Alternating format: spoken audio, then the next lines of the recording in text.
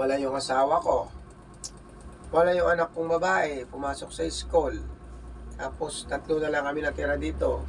Yung bunso kong anak na ihatid ko sa eskwelahan mamaya.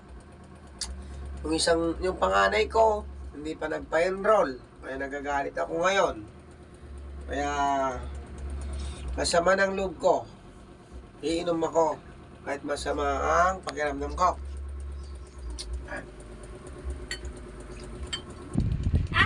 Inom ka ako.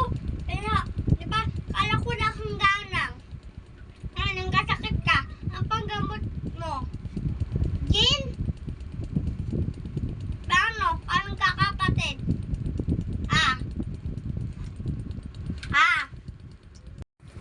Anong kakapatid, Good. Ba't ka naninirmon? Bakit? Bawal ba? Siyempre, bawal. Daig mo pang magulang Ako magulang mo, sinisermonan mo. Bakit? Masama ba? Ikaw yung pagsasabihan ko, di ba? Unang mo, barkada mo, inom mo. Una mo, bisyo mo. Sagarilyo.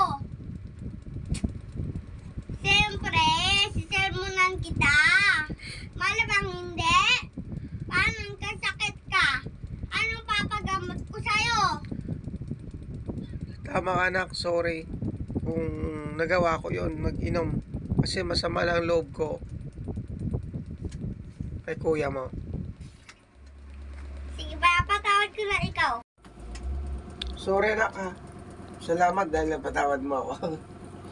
Sorry sa mga pagkakamali ko at sa pag-inom mo. I love you, anak. Pare, papahalagaan sa nariri mo, Love you, anak. Promise, hindi na ako mag-iinom. Love you.